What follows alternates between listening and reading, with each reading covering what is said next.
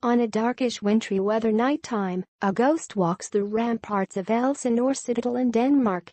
Discovered first via a pair of watchmen, then via the student Horatio, the ghost resembles the recently deceased King Hamlet, whose brother Claudius has inherited the throne and married the king's widow, Queen Gertrude.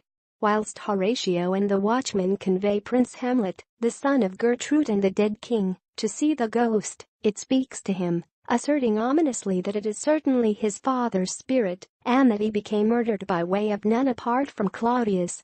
Ordering Hamlet to searching for revenge on the person who usurped his throne and married his spouse, the ghost disappears with the dawn. Prince Hamlet devotes himself to avenging his father's loss of life, but, due to the fact he's contemplative and considerate by means of nature, he delays, getting into a deep despair and even obvious insanity. Claudius and Gertrude worry approximately the prince's erratic conduct and try and find out its reason. They appoint a couple of Hamlet's friends, Rosencrantz and Guildenstern, to watch him. Whilst Polonius, the pompous Lord Chamberlain, suggests that Hamlet may be mad with love for his daughter, Ophelia, Claudius consents to undercover agent on Hamlet in communication with the girl. But even though Hamlet virtually seems mad, he does no longer appear to love Ophelia. He orders her to enter a nunnery and declares that he wishes to ban marriages. A collection of visiting actors involves Elsinore, and Hamlet seizes upon a concept to check his uncle's guilt. He may have the players carry out a scene intently similar to the collection by means of which Hamlet imagines his uncle to have murdered his father, in order that if Claudius is responsible, he's going to actually react. Whilst the instant of the homicide arrives in the theater, Claudius leaps up and leaves the room. Hamlet and Horatio agree that this proves his guilt. Hamlet is going to kill Claudius, but unearths him praying. Due to the fact that he believes that killing Claudius, while in prayer, would ship Claudius's soul to heaven, Hamlet considers that it might be an insufficient revenge and makes a decision to wait. Claudius, now frightened of Hamlet's insanity and fearing for his own protection, orders that Hamlet be dispatched to England at once. Hamlet is going to confront his mother, in whose bedchamber Polonius has hidden in the back of a tapestry. Listening to a noise from in the back of the tapestry, Hamlet believes the king is hiding there. He draws his sword and stabs through the material, killing Polonius. For this crime, he is right away dispatched to England with Rosencrantz and Guildenstern. But Claudius's plan for Hamlet consists of more than banishment, as he has given Rosencrantz and Guildenstern sealed orders for the King of Britain demanding that Hamlet be placed to dying.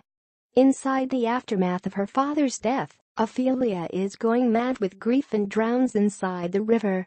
Polonius's son, Laertes, who has been staying in France, returns to Denmark in a rage. Claudius convinces him that Hamlet is guilty for his father's and sister's deaths. Whilst Horatio and the king get hold of letters from Hamlet indicating that the prince has again to Denmark after pirates attacked his deliver and direction to England, Claudius concocts a plan to apply Laertes' choice for revenge to comfortable Hamlet's loss of life. Laertes will fence with Hamlet in harmless recreation, but Claudius will poison Laertes' blade, so that if he draws blood, Hamlet will die.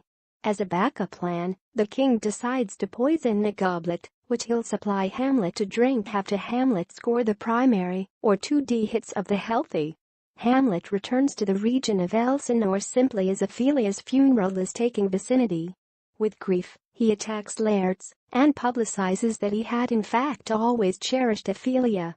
Returned at the citadel, he tells Horatio that he believes one should be prepared to die, on account that demise can come at any moment. A foolish courtier named Osric arrives on Claudius's orders to set up the fencing healthy among Hamlet and Laertes. The sword combating begins. Hamlet rankings the primary hit, but declines to drink from the king's proffered goblet.